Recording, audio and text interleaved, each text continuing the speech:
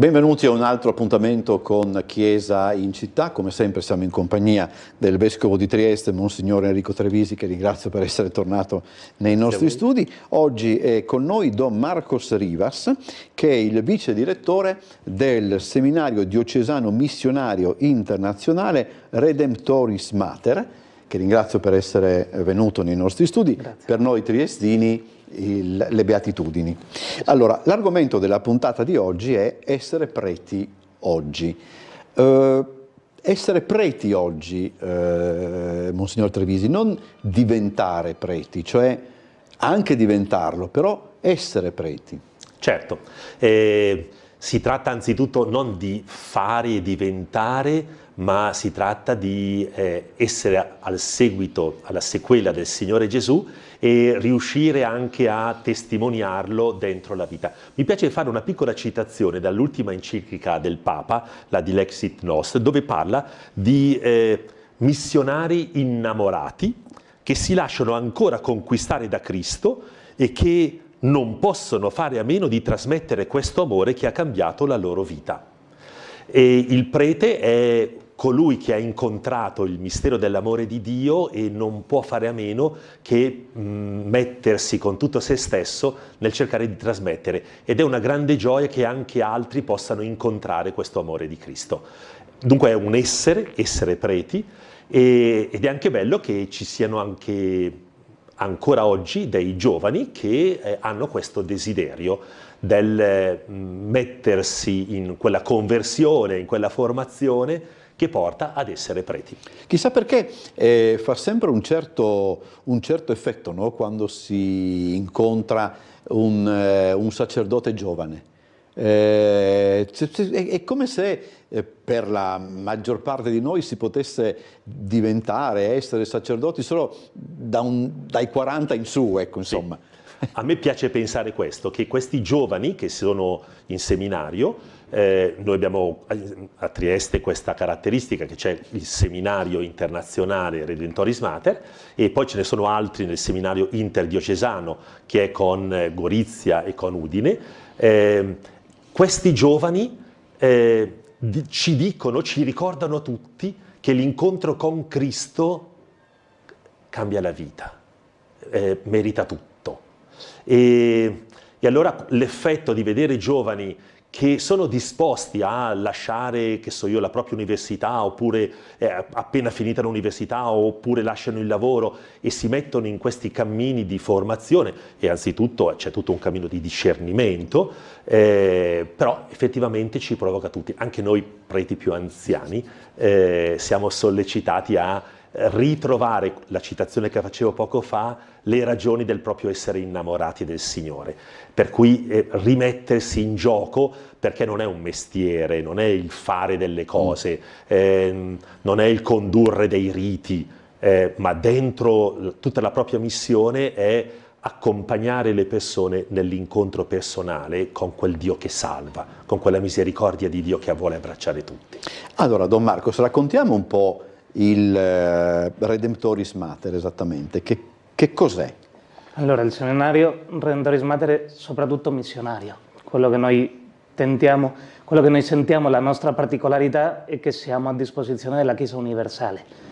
Siamo qua perché il Vescovo ci chiama, ci incardiniamo in questa diocesi, apparteniamo a questa diocesi in tutto e per tutto, ma siamo disposti ad andare al mondo, là dove la Chiesa avrà bisogno. Semplicemente dentro della formazione abbiamo anche una tappa specifica per la missionarietà, nella quale ci mettiamo alla disponibilità là dove la Chiesa attraverso i vescovi ci chiamano. Ma Redemptoris Mater forma anche o diciamo così vi arrivano dei sacerdoti già formati? No, è un seminario. Noi formiamo, riceviamo seminaristi, riceviamo vocazioni. Chi sente questa chiamata inizia un cammino di discernimento già prima del seminario, un cammino di discernimento attraverso i centri vocazionali delle diverse diocesi. Quando si vede che in questa chiamata ci sono segni che può essere una chiamata vera da Dio, allora si fa questo primo passo di entrare in seminario e poi inizia tutto l'iter formativo. Quanto tempo dura l'iter, diciamo così, tra l'entrata in seminario e appunto l'iter formativo? Non è questione di tempo prestabilito perché è un iter che dipende tanto dalla persona. Certo, Parliamo di diventare discepoli di Cristo semplicemente. Poi ci sono delle tappe che bisogna adempiere. C'è una prima tappa propedeutica, più o meno un anno di introduttiva per capire un po' che persona abbiamo anche davanti. Poi c'è la tappa intellettuale, così di formazione che sarebbero 6 anni, 2 anni di studi filosofici, 3 anni di studi teologici e 1 anno di studio più pastorale, più pratico sulla vita del prete, come sarà nella parrocchia.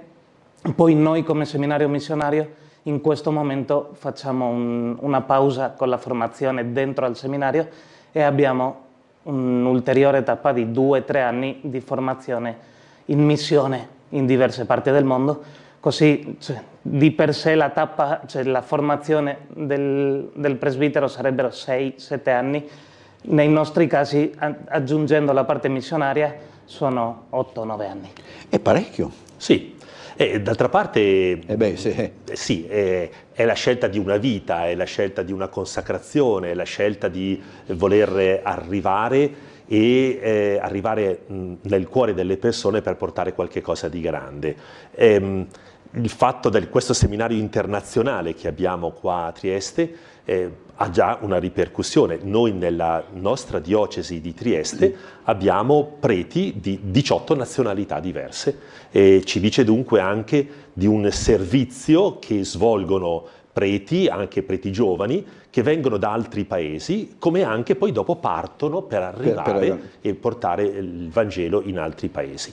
Perché? Perché il Vangelo è per tutti, perché nessuno deve essere escluso, perché c'è questo desiderio di fare in modo che nella libertà noi non vogliamo imporre niente a nessuno, ma offrire la testimonianza che questo mondo non è condannato all'egoismo, all'aggressività, alle guerre, all'essere l'uno contro l'altro, ma c'è un Dio salvatore e che questa salvezza non è soltanto per l'aldilà, ma invece ci può cogliere adesso anche fino a fare una comunità nella quale noi sperimentiamo questa misericordia del Signore.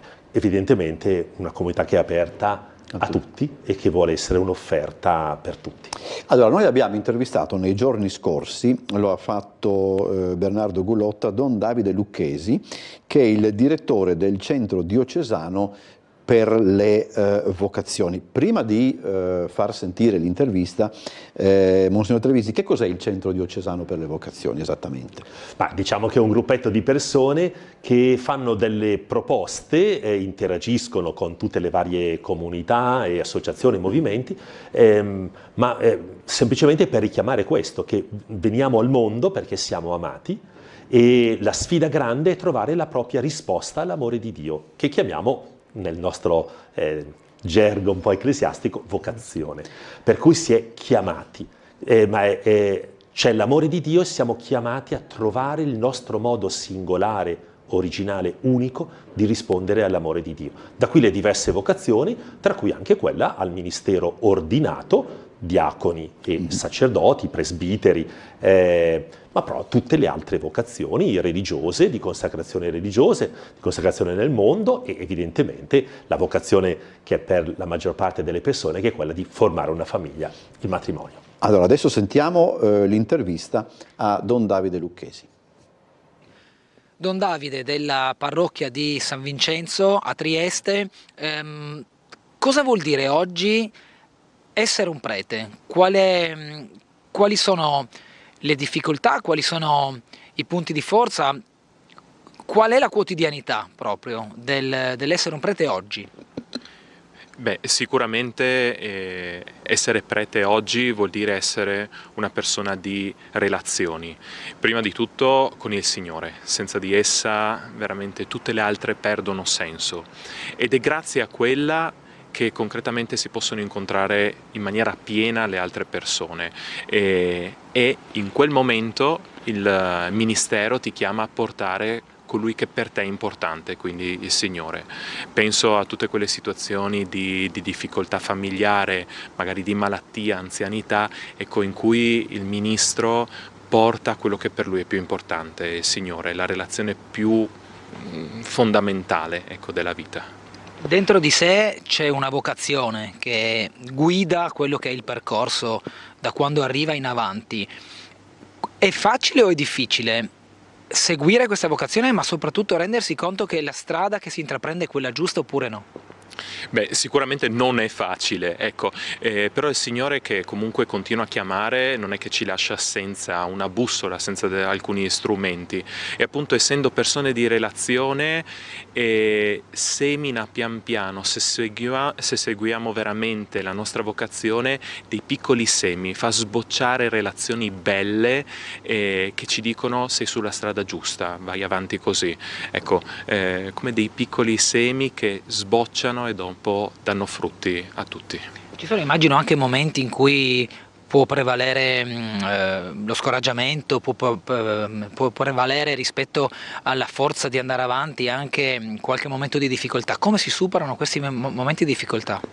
Beh, sicuramente ce ne sono, quindi sia spazientimenti, arrabbiature, notte passate insonne perché hai delle preoccupazioni.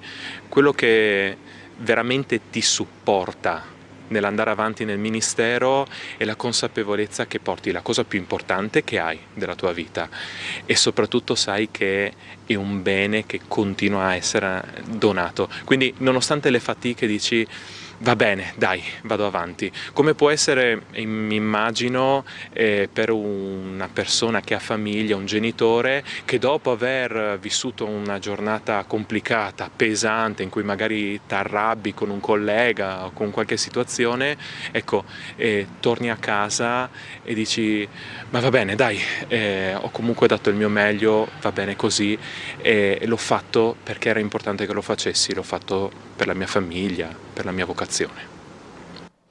Allora, Don Marcos, lei è stato missionario in Israele? Sì, il mio tempo di tappa formativa in missione sono stato un anno a Gerusalemme e un anno nel nord dell'Israele, vicino al confine in Galilea. Io non le chiedo non le faccio fare nessun ragionamento che ha a che fare con l'attualità, eccetera, però proprio che cosa significa andare in determinati posti piuttosto che in altri? Per me è stato bellissimo vedere che sia qua, sia in Israele, dovunque, le persone sentono la chiamata di Dio di seguirlo e che provano a seguirlo. Ognuno con la propria cultura, ognuno con i propri problemi, con la propria storia, anche con il contesto nel quale si trova, ma che non è così diverso essere cristiano in Italia come essere cristiano in Israele o essere cristiano in Palestina, che in fondo la missione è la stessa, che è guardare a Cristo, imparare a sentire la sua parola, imparare a passare ogni giorno aspettando dove vuole portarmi ed essere al servizio di queste persone. Poi ovviamente è stata un'esperienza bellissima e molto, che mi ha arricchito molto il dover imparare queste culture così diverse dalle nostre, dover aprirmi a vedere un'altra forma di vita. Allora, com'è cambiato, Monsignore, anche il ruolo diciamo del prete, insomma, il ruolo del sacerdote? È un ruolo che ci viene consegnato in un certo modo anche da una certa letteratura, eccetera, no? È un ruolo che negli anni ha subito dei cambiamenti, però alla fine mi pare di capire che sempre al sacerdote si guarda come adesso si guardava 50 e 100 anni prima, insomma. Ma diciamo, il mondo è molto cambiato, la nostra cultura è molto cambiata, a volte si pensa di poter vivere senza riferimenti a Dio, dunque quella che chiamiamo un po' secolarizzazione, per cui rispondiamo a tutti i problemi della vita per nostro conto. Gli esiti però vediamo anche quante solitudini, quante sofferenze, a volte, ahimè, quanta disperazione. Il prete è il segno di Dio che vuol farsi vicino, si fa vicino con la sua parola, una parola di speranza, si fa vicino con i sacramenti, una presenza di Dio nella nostra vita, e si fa presente attraverso una comunità che in essa si vivono delle relazioni per alimentare questa fede, ma che anche in queste ultime encicliche del Papa dice è come il carburante per alimentare la tua amicizia con il Signore, e viceversa questa amicizia con il Signore è il carburante poi per ritornare dentro le comunità portando la ricchezza del Signore. Per cui certamente è cambiato il mondo, ma rimane l'uomo di Dio che cerca di far cogliere come c'è un Dio amore che ti stima, ti tende la mano, ti responsabilizza perché nella tua libertà tu possa aprire il tuo cuore e svolgere la tua missione, cogliere la tua vocazione. Lei prima, Don Marcos, aveva detto della difficoltà, ma anche della sfida che è rappresentata dall'entrare in contatto con una realtà, con una cultura che non è quella sua di nascita e anche di abitudini, eccetera. In genere, quali sono come posso dire, gli strumenti, mettiamola pure così, che un sacerdote ha a disposizione proprio per rompere non parlerei di l'indifferenza o la diffidenza che può esserci all'inizio, proprio per far breccia nei confronti delle persone? Io la risposta la so, ma insomma voglio che la dica lei. Alla fine, cioè, in tutte le culture il problema dell'uomo è lo stesso, ed è che noi abbiamo bisogno di Dio. E questa è una problematica che possiamo parlarla con diversi linguaggi, possiamo vederlo, possiamo anche essere indifferenti in certi momenti della vita, ma che si rompe, cioè questa porta si apre perché è quello che ha l'uomo dentro, è quello che portiamo dentro. Noi per poter entrare nella cultura, nella mia esperienza, io sono stato mandato qua già a fare tutta la formazione, io ho fatto il seminario qua a Trieste, proprio per poter entrare nella cultura, per poter parlare con il linguaggio della cultura nella quale poi sarò effettivamente come sacerdote.